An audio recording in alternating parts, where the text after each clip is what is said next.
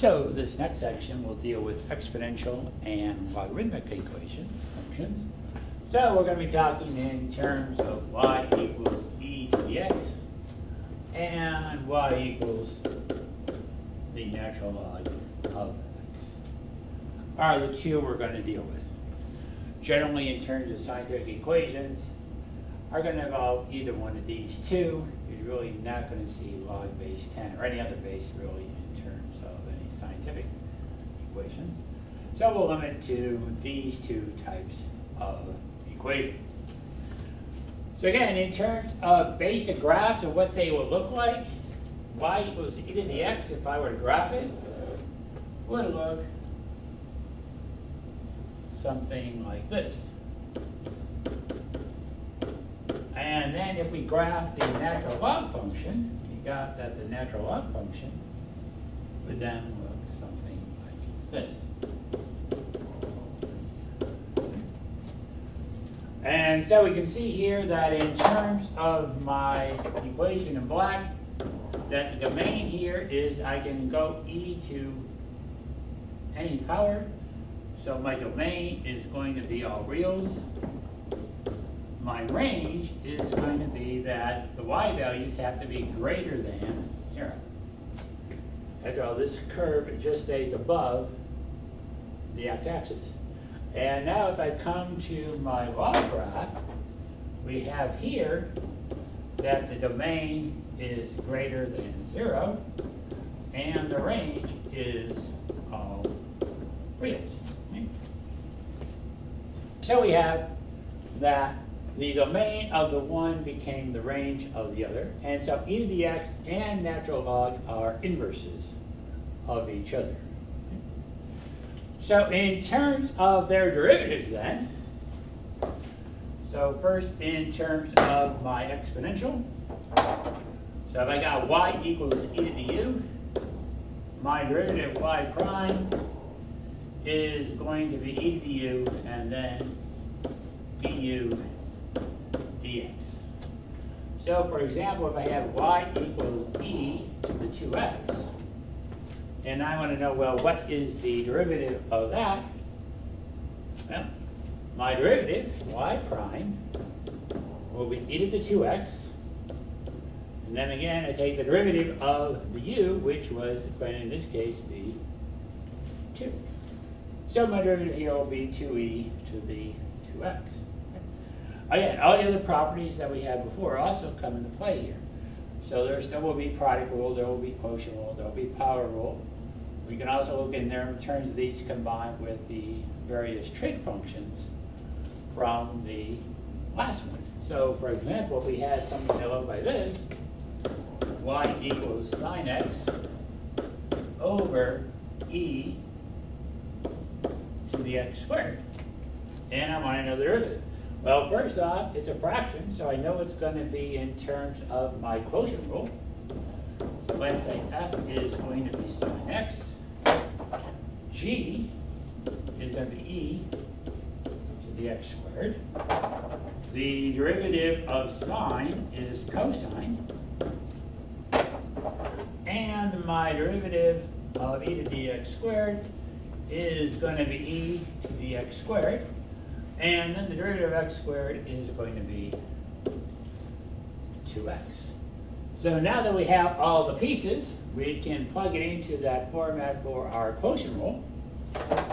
And so we will get e to the x squared cosine x minus sine x 2x e to the x squared over e to the x squared squared. And that would be my derivative in terms of that. So again, all those rules from before come into play, except for now we have this new thing that we can find derivatives of e to the x. Well, then the other one then is natural log. And so in terms of natural log then, so we got y equals the natural log of u, whatever u is, then my derivative is going to be 1 over u du So if y equals the natural log of 2x, well, my u is 2x, so this will be 1 over 2x. And then the derivative of 2x is 2. And so this can simplify. After all, this will become 2 over 2x, which will become 1 over x. So my derivative of ln u is 1 over u du dx.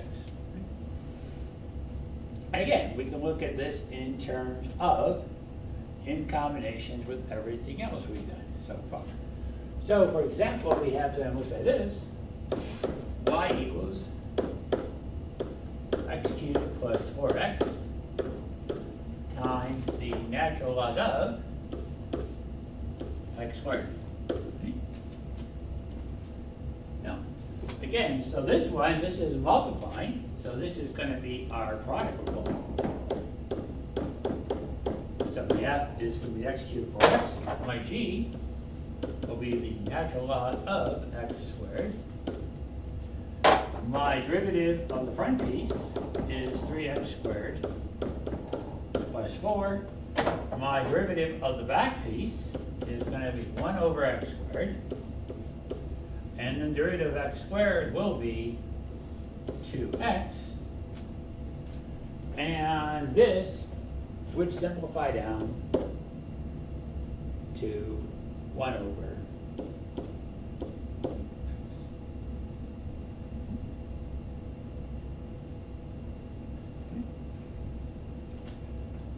And again, we can take all the pieces and now plug them in. So we get x cubed plus 4x,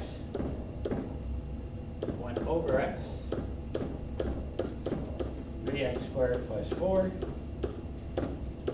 natural log of x squared. And that would be my derivative in terms of this logarithmic function.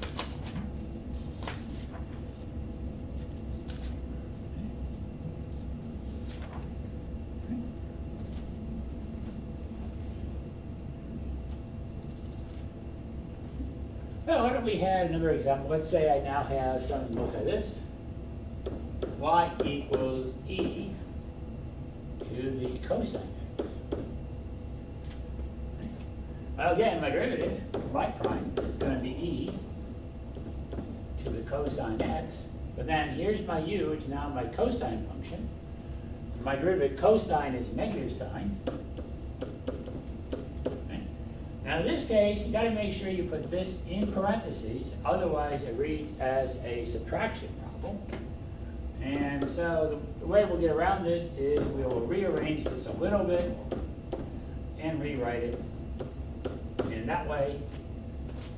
And that way there's no confusion that we actually want to multiply and not subtract. So everything we've done so far in terms of finding derivatives have been with equations that have been solved with in terms of y. Right? But what happens if we now get something that looks like this?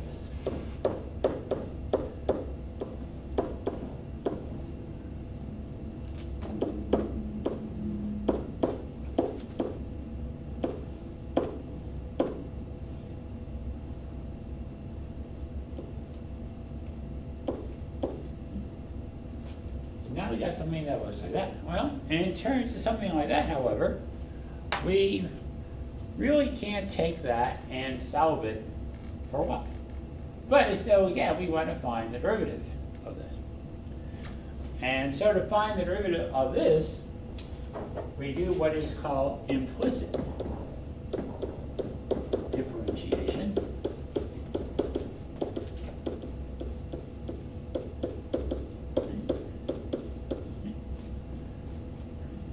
Again, all the rules we learned still are in effect. So in terms of this then, you got that step 1 is find the derivative of everything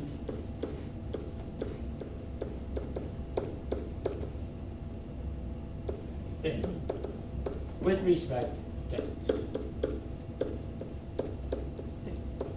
So we need the root of everything with respect to x. Again, all the rules we had before apply. So let's rewrite this again. Down here we got xy plus 2y squared, 5x plus. And what we want to do is find the root of everything with respect to x, is what we're doing, right?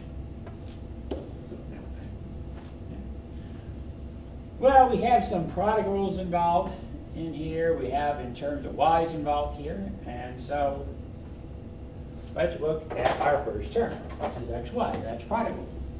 So if I break it out into the pieces, we got f will be x, g will be y. The derivative of x is just 1. The derivative of y is going to be dy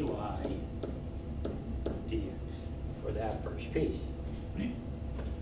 So that would mean that in terms of this first piece, we end up with x dy dx plus 1, and we'll write it down if I really don't need it, times y. That's the first piece. Now we come to this next term, 2y squared. Well, that's going to be my power rule, basically. So this is going to become 4y. And then again, my derivative of y is dy dx. Come over to this side, the derivative of 5x is just 5. We come to this piece, again, it's product rule. So let's break it out. So let's say f is going to be 7y squared. G is going to be x. The derivative of the front part is 14y dy dx. The derivative of the back part will be 1. And so we get here, we get 7y squared times 1 plus 14y dy dx times x. Right? So that's all our pieces. So let's rewrite this a little bit and do a little simplifying here. So this is going to be x dy dx. This will just be y.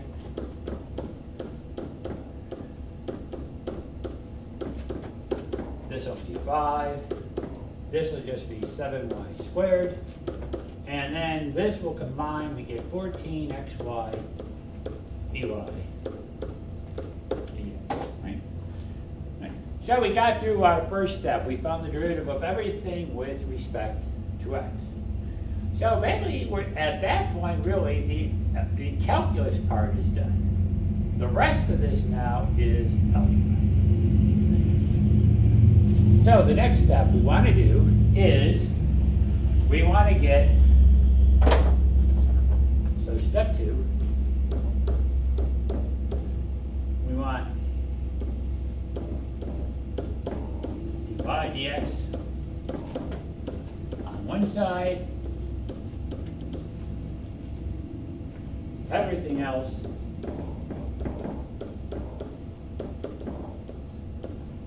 on the other side. So now you get in terms of your algebra skills. So again, let's rewrite it, bring it down here, and go through this next step.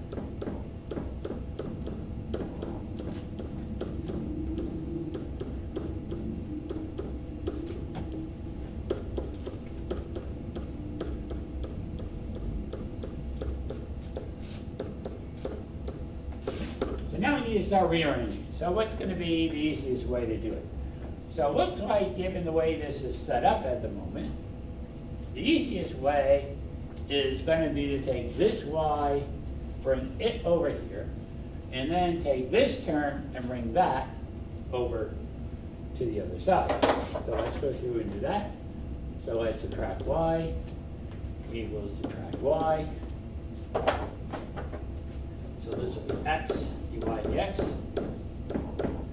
plus 4y dy dx is going to equal 5 plus 7y squared minus y plus 14xy dy So we got the y over. Now we want to take this term, bring it to the other side. And again, the opposite of adding is to subtract. So we'll subtract 14xy dy dx. Subtract 14xy dy dx. And so now we get x dy dx plus 4y dy dx minus 14xy dy dx is going to equal 5 plus 7y squared minus 5. So we got step 2 then. Step 3 in this process. Factor out dy dx. So notice dy dx here is common to all three terms. Therefore, we can factor it out. So we get dy dx. And we get x plus 4y minus 14xy is going to equal 5 plus 7y squared minus 7y. And then we get to the last step in this process. And so step 4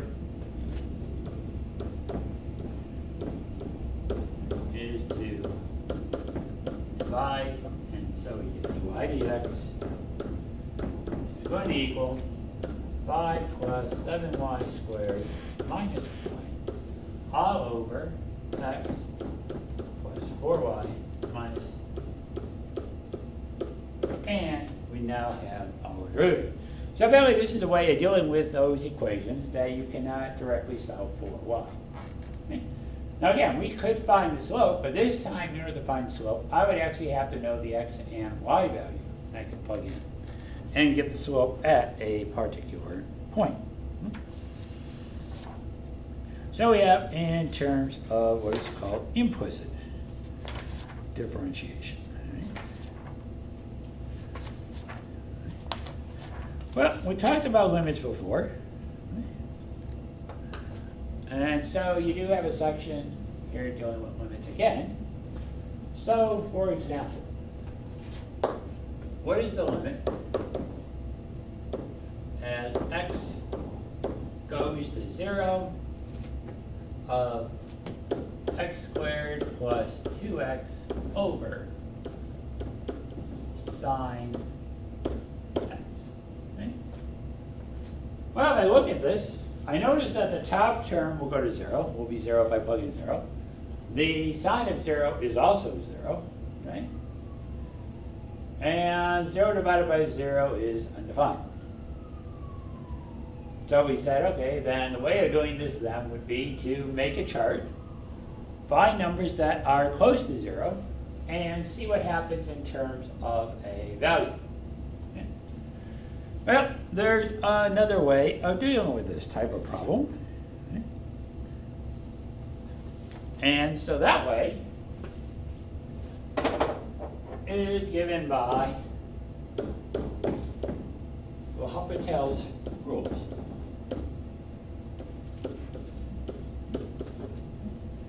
So if I have the limit as x goes to 0 of f of x over g of x, okay, and the value of f of x is going to equal 0, the value of g of x is also going to be 0, then what this says is we can then look in terms of the derivatives.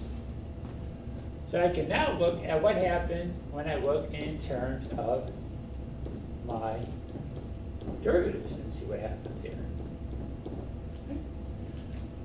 So in terms of our problem, let's look at this. So we got x squared plus 2x, and so this will become 2x plus 2. The derivative of sine is cosine.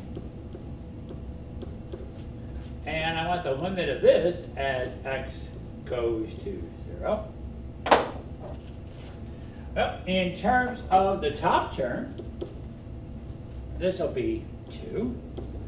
The cosine of 0 is 1. We end up with a limit here of 2. We can also do the same thing when we're talking in terms of infinity. So, for example, we got the limit as x goes to infinity of f of x over g of x. You can now look in terms of what is the limit as x goes to infinity of f prime over g prime. So we can look in terms of the derivatives. So, for example, what happens in terms of something like this? What is the limit? X goes to infinity of x cubed plus 5x plus 3 over 3x cubed plus 7x squared plus 9. No. If I look at the top term, it's going to infinity. If I plug in. I look at the bottom term, it's going to infinity. Oh, sorry, this should be. This 3 here. Let's make a match this example. All right, so now I'm going to look in terms of derivatives. So let's look in terms of my derivatives. So in terms of this one then, we want the limit. X goes to infinity. The derivative here will be 3x squared plus 5. The bottom piece will be 9x squared plus 14x. Well, if I look at that, again, the top and bottom are still going to infinity, and so the rule says if you need to, you can reapply. So let's do it again. We get the limit as x goes to infinity. This will now be 6x. This will be 18x plus 14. Again, the top's going to infinity. The bottom's going to infinity. So the rule says, well, you can do it again. And so we now get, this will be 6 over 18. And it will be 1/3. Right? Right? So we end up with that. Right? But now there actually is an easier way of dealing with these ones of this type. And barely the way it works is because of what we just went through in terms of this. Okay? So let's look at another example of this type. What is the limit as x goes to infinity of 4x to the 5th minus 7x cubed plus 12x minus 9 over 5x to the 5th plus 10x to the 4th minus 3x squared plus 1. So I want to know what is the limit of that. And this time we'll go through the easier argument how this works. Well, as x gets very, very large, the only term that matters is the highest exponent. Right? So in terms of my top, when x is really, really large, 9 has no impact. 12x has no impact. X to the 3rd has no impact. We're left with this. My bottom term. Again, this contributes nothing, this contributes nothing, that contributes nothing. We're left with this.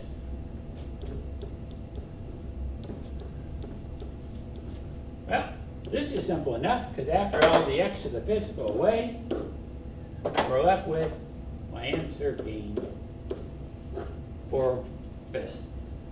So the limit here will be 4/5 for this one. So we have, in terms of using this rule, which allows us to find the derivatives, or the limits rather, sorry, limits of my function in an easier and quicker method than going through and coming up with a chart and evaluating. So we had, in terms of exponential and logarithmics, finding the derivatives of both types, again involving all the other rules that we learned in terms of product rule, quotient rule, power rule, and they all interact with each other. And then again, in terms of finding limits, by using L'Hopital's rules, which is a shortcut, easier method to find the limits. And that will conclude this lesson.